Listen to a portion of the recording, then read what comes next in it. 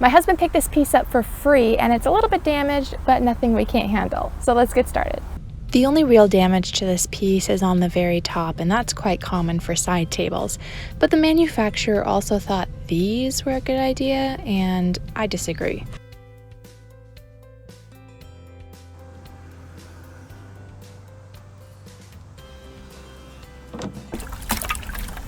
I don't want to jinx myself, but I'm kind of looking forward to an easy project. And I'm even intending on leaving the legs just like they are, because they're in perfectly fine shape and I don't really see the need to change them. So I'm going to find something to do at the top that'll match the legs. This piece is going to need a little bit extra sanding. It's quite a slick piece and paint just doesn't want to stick to that kind of thing. So I'll be giving it a good sanding before we start.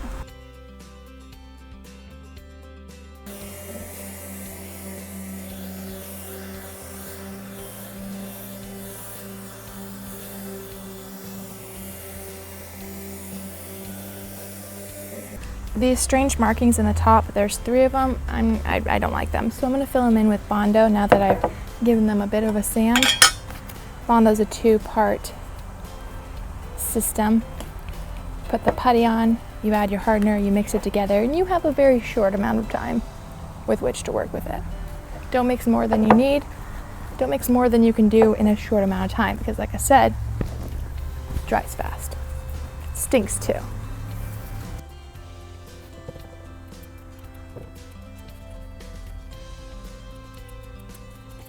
I allowed the Bondo to harden for several hours before sanding it smooth, but I did go through the very thin veneer and into the MDF below in this one area. I sprayed some shellac over those areas just in case, because even though this piece is not solid real wood, there is always a chance of bleed through. I chose this color Tate Green by Rust-Oleum because I really like the color. However, I have worked with this paint before in a previous video, and I remember that it was not the best coverage. I was very quickly getting discouraged with just how poorly it covered.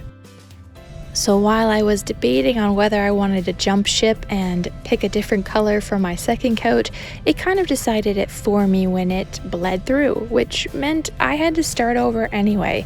I have this shellac-based stain blocking primer that I'm now going to put over the entire table and make sure to get rid of all that bleed through, and then I'm going to take that green, dump it in with some gray that I have that's a nicer, thicker paint, as well as a splash more green, and come up with this dark green gray color that I will be going on with.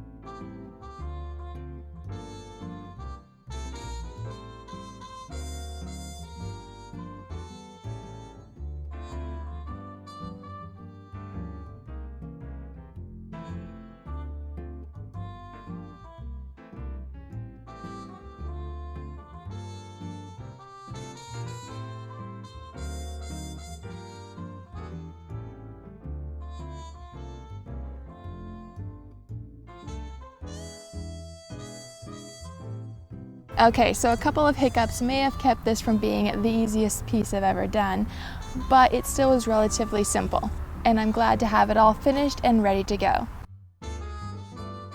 Thank you so much for joining me this week. I hope to see you guys next week on our next flip. If you're not already subscribed, consider subscribing below. Leave me a comment, hit the like, all the YouTube things, and I'll see you guys next week. Until then, I'm Sarah with our furniture flipping adventure. Goodbye for now.